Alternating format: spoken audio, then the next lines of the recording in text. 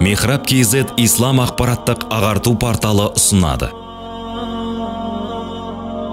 Имам Әл-Қудуридің Мұхтасарул Қудури кітабы бойынша дәрістер жинағы. Ұстаз Ерғали Алпысбай.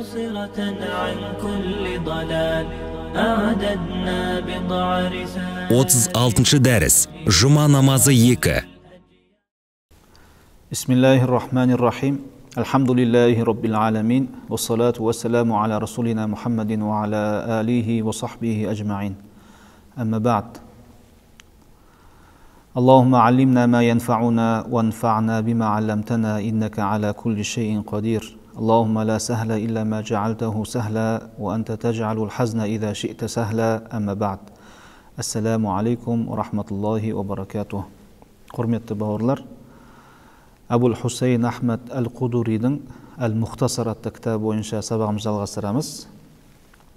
Біз өткен сабағымызда жұма тақырыбына бастаған едік. Бүгінгі сабағымызда сол тақырыпты келген жерден ары қарай жалғастырамыз. وَلَا تَجِبُ الْجُمْعَةُ عَلَى مُسَافِرٍ وَلَا عَلَى امْرَأَةٍ وَلَا مَرِيضٍ وَلَا عَبْدٍ. Жұма намазын оқу кімдерге парыз емес. Соларды айтады. وَلَا تَجِبُ الْجُمْعَةُ. Жұма парыз емес, жұма намазы парыз емес. عَلَى مُسَافِرٍ. Жолаушы кісіге. Кімде-кім өзінің елді мекенінен 90 шақырым немесе одан ұзақтағы бір елді мекенге сапарлатып барып, сол елді мекенде 14 күн немесе одан аз уақыт қалатын болса, ол кісі жолаушы болып табылады. Жолаушы адамға жұма намазын оқу парыз емес. وَلَا عَلَى امْرَأَةٍ. Және әйел кісіге де жұма намазын оқу парыз емес. Әйел кісінің жолаушы болып, жолаушы болмауы маңызды емес. Жолаушы болса да, болмаса да, әйел кісіге жұма оқу парыз емес. وَلَا مَرِيضٍ. Сол сияқты жұма намазы науқас кісілерге де парыз емес. Науқас сырқаттанып, науқас болып жатқан кісілерге жұма намазы парыз емес. وَلَا عَبْدٍ. Және құлға да жұма намазы парыз емес. Кейбір кітаптарда екі көзді көрмейтін кісілерге де, сонымен қатар екі аяғы жұмыс жасамайтын, сал кісілер, жүре алмайтын кісілерге де жұма намазының парыз емес екендігі айтылған. فَإِنْ حَضَرُوا وَصَلَّوْا مَعَ النَّاسِ أَجْزَأَهُمْ عَنْ فَرْضِ الْوَقْتِ. فَإِنْ حَضَرُوا. Енді осы жұма парыз болмаған кісілер жұма намазына келетін болса, жолаушы кісі жұма намаз парыз болмаса да жұмаға келетін болса, ауру кісі жұма парыз болмаса да жұмаға келетін болса, әйел кісі жұма парыз болмаса да жұмаға келетін болса, وَصَلَّوْا مَعَ النَّاسِ. Және көпшілікпен бірге, жамағатпен бірге жұма намазын оқитын болса, әджзәәхум. Бұл оқыған жұма намаздары орнына жүреді. Ненің? Ан фардил уақыт. Сол уақытта оқылатын парыз намаздың орнына жүреді. Яғни ол кісілер жұма намаз парыз болмағандықтан бесін оқулары тиіс еді. Бесін оқулары тиіс еді. Егер жұма намаз парыз болмаған кісілер, өздеріне жұма парыз болмаған кісілер жұмаға келіп жұманы оқитын болса, бұл оқыған жұма намаздары сол уақытта оқулары тиіс болған бесін намаздың орнына жүреді. Ол кісілер бесін намазын оқуға міндетті емес. Бесін намаз олардың мойнынан түседі. وَيَجُوزُ لِلْمُسَافِرِ وَالْعَبْدِ وَالْمَرِيضِ أَنْ يَؤُمَّ فِي الْجُمُعَةِ. وَيَجُوزُ لِلْمُسَافِرِ. Жолаушы кісіге болады. وَالْعَبْدِ. Құлға да болады. وَالْمَرِيضِ. Ауру кісіге де болады. Науқас кісіге де болады. Не болады? أَنْ يَؤُمَّ فِي الْجُمُعَةِ. Жұмада имам болу. Яғни жұма намазында имам болуға болады. Демек, жолаушы кісіге жұма парыз емес, құлға жұма парыз емес, науқас кісіге де жұма парыз емес. Жұма парыз болмаған осы кісілер жұма намазында имамдыққа шығып, жұма намазын өткізетін болса, бұл намаз жарамды. ومن صلى الظهر في منزله يوم الجمعة قبل صلاة الإمام ولا عذر له كره له ذلك. ومن صلى الظهر кімде-кім бес намазын оқитын болса, фи манзилихи яумал джумати, фи манзилихи үйінде оқитын болса бес намазын яумал джумати, жұма күні, қабла салатил имам, имам жұма намазын оқымай тұрып, уәла узра лаху, бұл кісінің жұмаға бармау үзірі жоқ, жұмаға бармайтын бір үзірі жоқ. Яғни бұл кісіге жұма парыз. Демек, жұма парыз болған бір кісі жұма күні имам жұманы оқымай тұрып, бесін намазың уақыты кіргеннен кейін үйінде бесінді оқып алатын болса, куриха лаху залик, бұл ісі макрух амал болып табылады. Яғни жұма парыз болған кісінің жұмаға бармай, жұма намазынан бұрын, жұма күні бесінді үйінде оқып алуы макрух болып табылады. Макрух, яғни харамға жақын макрух болып табылады.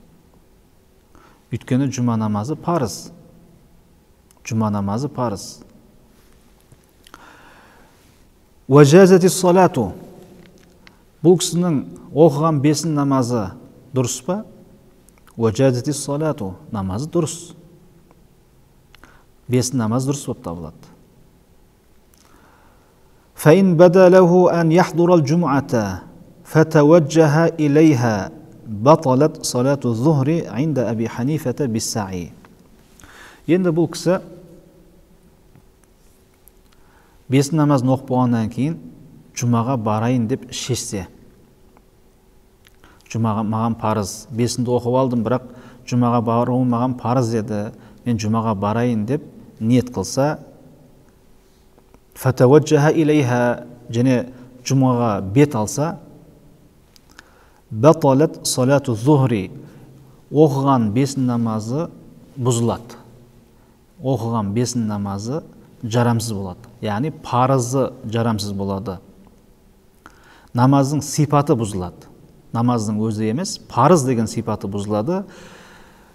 Оқыған бесін намазы нәпіл намазға айналып кетеді. Айнда Аби Ханифата, бұл имам Абу Ханифаның көзқарасы. Биссаи, жұмаға қарай қадам басуымен. Яғни бір кісі бесін намазын үйінде оқып алса, жұма күні, имам әлі жұма намазын оқыған жоқ. Бұлай оқыса бесін намазы дұрыс, бірақ бұл макрух болып табылады, харамға жақын макрух болып табылады. Бірақ бұл кісі кейін жұмаға барайын деп шешсе, және жұмаға баруға ұмтылса, үйінен шықса, осы уақытта жұма намазы, осы уақытта оққан бесін намазы жарамсыз болады. Яғни парыздық сипаты жойылады, нәпілге айналып кетеді. وقال لا تبطل حتى يدخل مع الإمام. Ал имам Абу Юсуф пен имам Мухаммад айтады, Абу Ханифаның шәкірттері, لا تبطل, бұл кісінің жұма намазы, бұл кісінің бесін намазы бұзылмайды. Хатта يدخل مع الإمام, имамға, яғни жұма намазына барып, жұма намазына имамға қосылмағанша оқыған бесін намазы бұзылмайды дейді.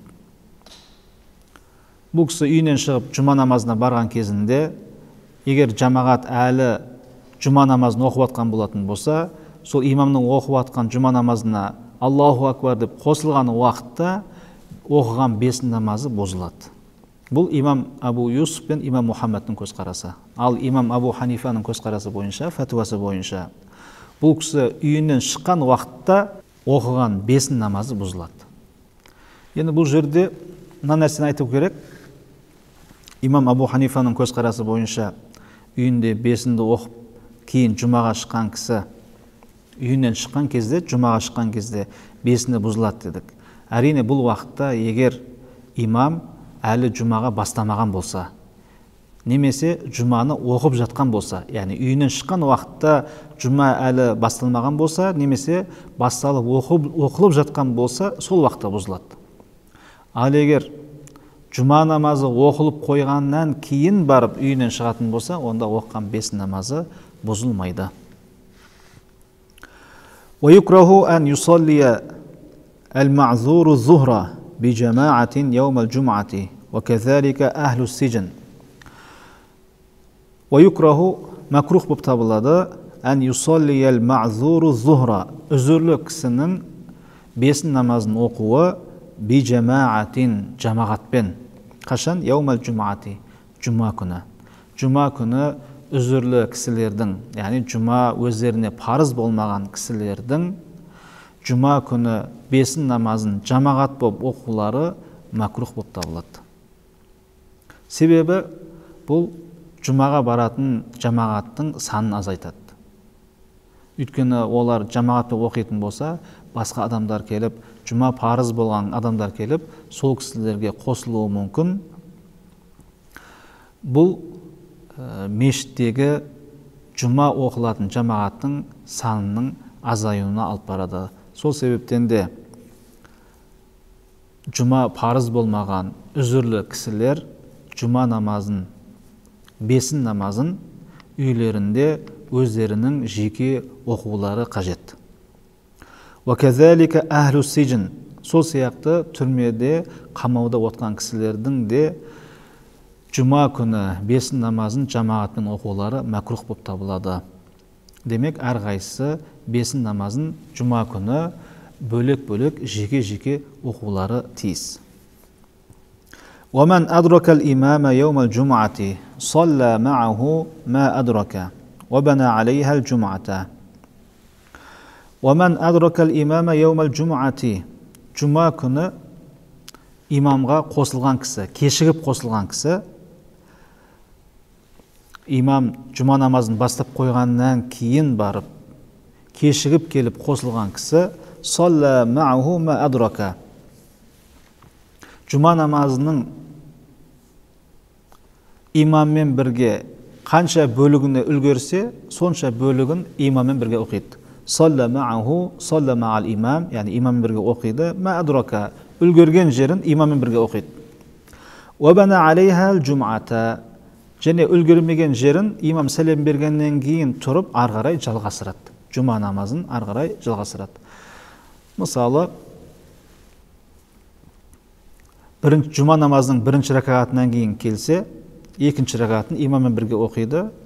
Имам сәлем бергеннен кейін арғарай тұрып, оқымаған бір ракағатын өзі оқиды. Сол сияқты жұма намазының соңғы отырысында үлгерген кісі, жұма намазының соңғы отырысында үлгерген кісі, соңғы отырысында имаммен бірге оқиды. Имам сәлем бергеннен кейін орнынан тұрады да арғарай жұма намазын жалғастыра береді. وَإِنْ أَدْرَكَهُ فِي التَّشَهُّدِ أو في سجود السهو بنى عليها الجمعة عند أبي حنيفة وأبي يوسف. وَإِنْ أَدْرَكَهُ فِي التَّشَهُّدِ Егер имамға соңғы отырыста отқан кезде үлгеретін болса, жұмаға кешіп келген кісі имамға соңғы отырыста үлгеретін болса, أو في سجود السهو немесе имам саху сәждесін жасап жатқан кезде үлгеретін болса, бәна алейхал джумуата. Имамның намазына қосылады, жамағатқа қосылады, сосын барып жұма намазын арғарай жалғастыра береді. Бәна алейхал джумуата. Саху сәждеге қосылғаннан кейін имам соңында сәлем беріп намазды аяқтаған кезде арғарай намазды жалғастыра береді. Жұма намазын жалғастыра береді. Бұл инда Аби Ханифата ва Аби Юсуф. Имам Абу Ханифа. Бұл имам Абу Ханифа мен имам Абу Юсуфтың фәтуасы бойынша. Ва қала Мухаммадун, ал имам Мухаммад айтады, ин адракаху мааху аксара рак'ати санияти бана алейха al-jum'ata ва ин адрака ақаллаха бана алейха az-zuhra. Имам Мухаммад бұл мәселеде басқаша бір фәтуа айтады. Егер жұма намазына кешігіп келген кісі жұма намазының екінші ракаатының көбіне үлгерсе, онда намазын жұма намазы қылып жалғастырады. Ал егер екінші ракааттың тек азына ғана үлгерсе, онда ол кісі намазын, оқып жатқан намазын 5 намазы қып жалғастырады дейді. Яғни намазы 4 ракат қып оқиды дейді. Уақала Мұхаммадун, имам Мұхаммад айтады, ин адрака мааху, имамға үлгерсе, аксара ракати санияти, екінші ракаатының көбіне имамға үлгерсе, екінші ракааттың көбіне үлгерсе, бәна алейхал джумата, жұма намазын жалғастырады ары қарай. Имаммен оқыған, үлгерген жерін имаммен бірге оқиды, қалғанын ары қарай жұма намазы ретінде жалғастырады. Уайын адрака ақаллаха, ал егер екінші ракааттың азына үлгеретін болса, бәна алейха зухра, ары қарай 5 намазын оқиды дейді. Енді бұл жерде екінші ракааттың көбі, екінші ракааттың азы дегеніміз не? Екінші ракааттың көбі дегеніміз, егер кешігіп келген кісі, жұма намазына кешігіп келген кісі, имам екінші ракааттың рукуғында тұрған кезде үлгеретін болса, яғни екінші ракааттың рукуғына үлгеретін болса, онда екінші ракааттың көбіне үлгерген болып саналады, намазды жұма намазы қып аяқтайды.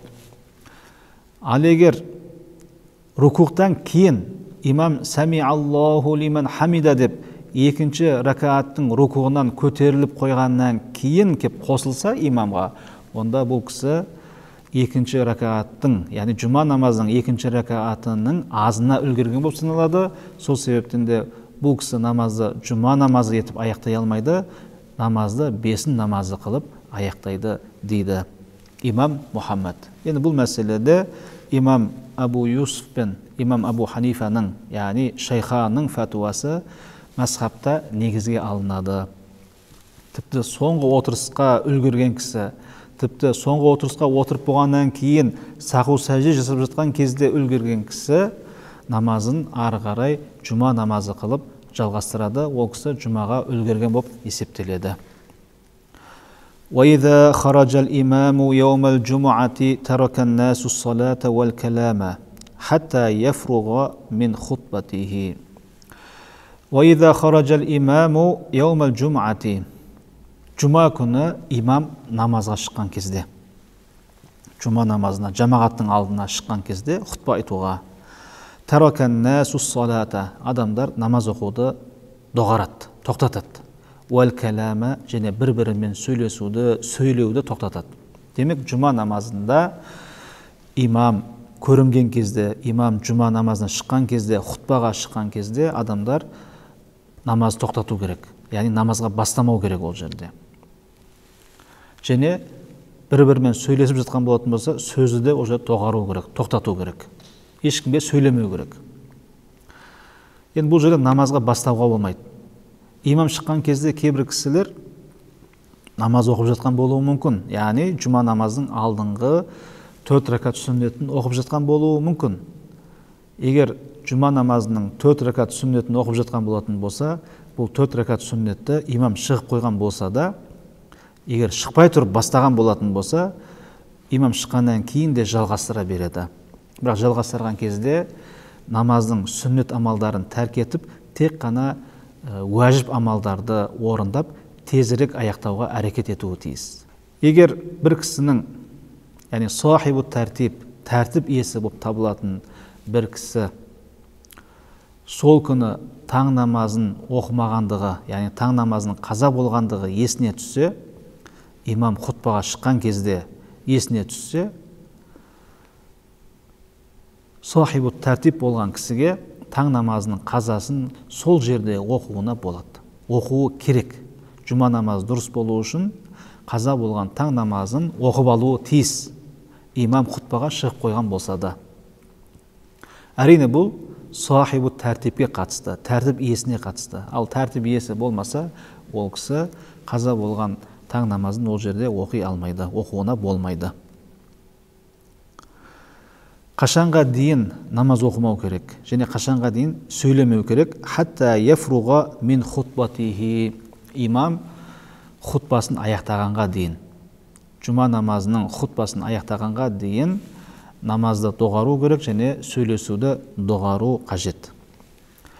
وإذا أذن المؤذن يوم الجمعة الأذان الأول ترك الناس البيع والشراء. إذا أذن المؤذن азаншы азан айтса يوم الجمعة жұма күні الأذان الأول бірінші азанда жұма намазының бірінші азанын айтқан кезде ترك الناس البيع والشراء адамдар саудаларын тастау керек. Біреу бір нәрсе сатып алып жатқан болатын болса, біреу бір нәрсе сатып жатқан болатын болса, яғни сауда саттықты тастап жұмаға қарай жөнелулері қажет. Енді бұл жерде тек сауда айтылған. Енді Құранда да солай келеді. Өзәрул бәй, сауданы тастаңдар деп айтылады. Бұл жерде тек сауда емес, немен шұғылданып жатқан болсаң, қандай жұмыспен айналысып жатқан болсаң, сол жұмысыңды тоқтата тұрып, жұмаға қарай асығу қажет. Өйткені Алла Тағала Құран кәрімде жұма күні жұма намазының азаны айтылған кезде саудаларды тастаңдар да жұмаға қарай асығыңдар дейді. Демек жұма намазына асығу шарт. وَتَوَجَّهُ إِلَى الْجُمْعَةِ бірінші азан айтылған кезде істеп жатқан жұмыстарымызды, сауда саттықтарымызды тоқтатамыз да تَوَجَّهُ إِلَى الْجُمْعَةِ жұмаға қарай жөнелеміз. فَإِذَا صَعَدَ الْإِمَامُ الْمِنْبَرَ فَإِذَا صَعَدَ الْإِمَامُ الْمِنْبَرَ имам мінберге шыққан кезде, яғни хутба айту үшін имам мінберге шыққан кезде не істейді? Жәләсә, отырады. Өйткені екінші азан айтылу қажет қой. Екінші азан айтылмай тұрып, имам мінберге шығады, шыққан кезінде мінберде тұрмайды, мінберде отырады. فَإِذَا صَعَدَ الْإِمَامُ الْمِنْبَرَ имам мінберге шыққан кезде жәләсә, отырады. وَأَذَّنَ الْمُؤَذِّنُ بَيْنَ يَدَيِ الْمِنْبَرِ имам мінберге шығып отырғаннан кейін أَذَّنَ الْمُؤَذِّنُ азаншы азан айтады بَيْنَ يَدَيِ الْمِنْبَرِ بَيْنَ يَدَيِ الْمِنْبَرِ сол мінбердің алдында тұрып азаншы жұма намазының екінші азанын айтады.